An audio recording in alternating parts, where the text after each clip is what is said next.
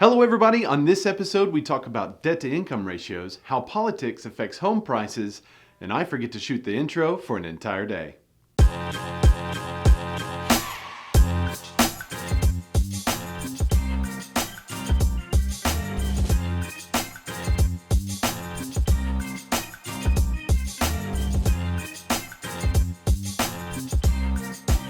Hello everybody, my name is Ray and this is the Real Q&A show, and I honestly can't tell you how excited I am about this. I've waited a long time for some kind of platform that I could give real answers to real questions about real estate, about housing, about the market, about my beard, whatever you want to know.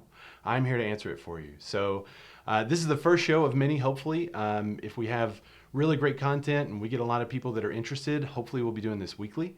And so I want to introduce Katie. Katie's a buyer specialist on our team. Oh yeah, I should say I'm a real estate agent. And and I guess let's just get into the show. What's the first question? All right, the first question comes from an Instagram video. Okay, cool. Hey you guys, my name is Chris Siggers and I'm an actor from Forest City, Arkansas. My question is, what is a debt to income ratio? Debt to income ratio. Great question. Usually if you're asking about a debt to income ratio, that means that you've talked to a lender. So congratulations on starting the home buying process. The debt to income ratio is what lenders use to figure out how much room is left for your house payment. For instance, on an FHA loan, the debt to income ratio is 43%. So let's say you make $5,000 a month. That leaves you with $2,150. That was impressive. $2,150 in allowed debt payments per month.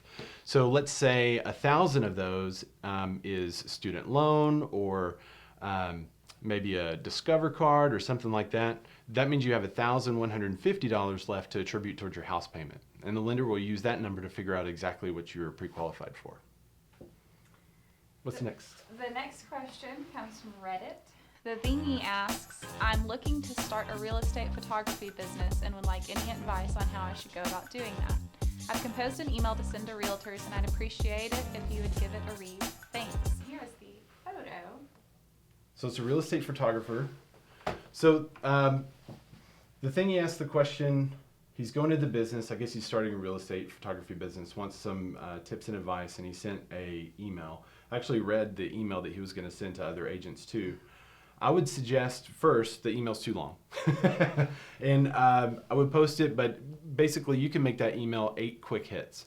As an agent, I get bombarded with email every day. This morning I went from 600 to 136 unread emails in my inbox by 10 a.m. So I would say go with 8 quick hits, because he had some great information in the email. He was talking about how important photos are to the sale of the property. He had stats from Wall Street Journal. Like it was great content in the email. It was just too long. So instead I would say maybe like put in the subject line, your first showing is the first 3 photos. And there was a study done a while back that talked about how if people don't like what they see in the first 3 photos, they move on to another property. So put that in the subject line and say, hey, I'm here to take your professional real estate photography. Here's some examples of what I've done. Here's how much I charge, and I'm available at these times. Be as available as possible too.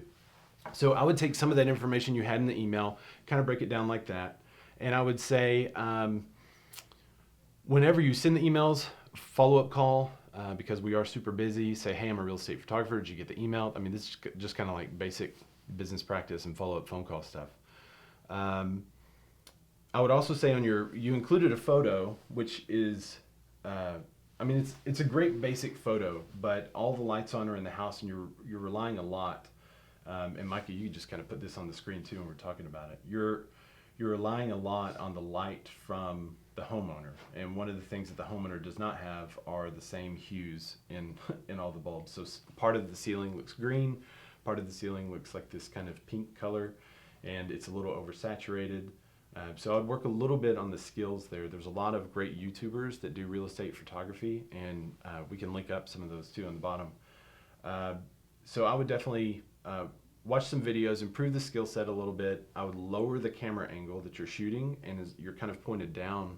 So you've lowered the tripod a little bit, but you're still pointed down. I would lower the tripod a little more and point more straight on. Also watch your corners. It looks okay on these, but some of your corners are a little bit curved, a little bit slanted, and it kind of throws off the buyer as they're looking at it, and they don't even know why. So just a couple of pointers there about contacting the agents and how to actually get to us. Another strategy you could do is when you talk to us, ask to be the backup. I was talking with the admin RJ about this the other day. There's a lot of times where we have people that we trust that do great work for us, and we are less likely just to throw someone else in the mix. But if you can be a backup, if I have a seller that says, hey, I'm ready tomorrow, I need my photographer there, we got to get going, and my photographer for whatever reason can't make the trip, you might get the call just because I know you're available. So ask to be the agent's backup, and also be in front of them regularly. So there's all kinds of things you could do. You could also start a Facebook page and do some Facebook targeting and target the agents in your area. That's definitely one thing I would suggest. But yeah, I guess that's it. What's the next question? The next question comes from Robin Malone on Facebook. She asks, what is the best place to find a rental? So the best place to find a rental, this is probably market specific, but in Arkansas especially, the best place to find a rental is probably on Zillow. I do not send clients to Zillow very often because if you're looking to purchase a house and make a 3 to 5 year commitment, it's definitely not the place to go because the data is only as good as the data that they pull from the county and from other agents and from other sources that I don't even know where some of the data comes from.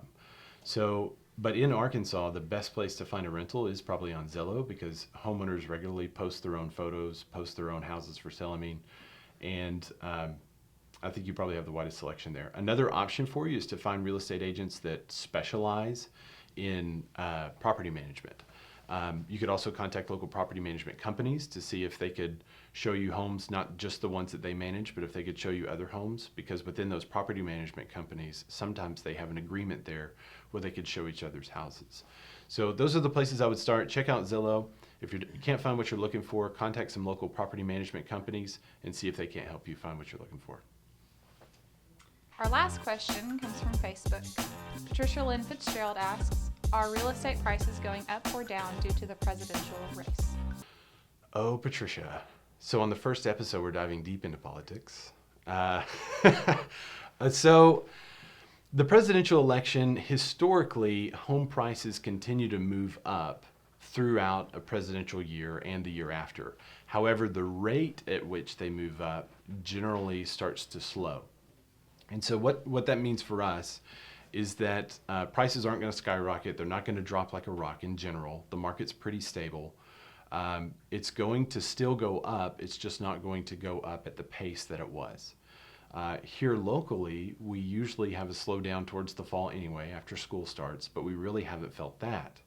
And I believe that's because of the lack of supply that we had through the summer has actually, now we have buyers left over that are still looking for a property, haven't found the property yet. And so there's a lot of properties that have stayed on through the fall that are getting shown a lot. So I think the long-term impact of the election may be more the question, because in the next year or two, I think it's probably going to be the same. It's just going to go up at a slower pace. It's not probably less likely to drop down. In short, Wall Street hates uncertainty. Wall Street has some impact on the home prices through the big investment companies and things like that, through the mortgage rates. So mortgage rates also during an election year, they may go up a little bit, they may go down a little bit, but it's no big drastic changes during that election year or the year after. It's really once those policies that the new presidency has put in place that you start to see the long-term effect. For instance, somebody may put in a policy in year 2017, but we won't see the impact of that on housing until 2019, 2020. So if you're looking to purchase a house or sell your house and make a decision for the next 3 to 5 years, you should be fine. Either way, no matter who wins. But right now, there are some sellers that are less likely to sell, and there's some buyers that are less likely to buy. But we still have a plethora of buyers in the market, and we still have a lot of sellers that are trying to move. So I think one of the things that they're looking at that makes the biggest difference is their own personal situation. You know, some people have a job that they got to move for, either moving out or moving in, and that's not going to really make a difference who's elected president. Is that it? That's it. Awesome.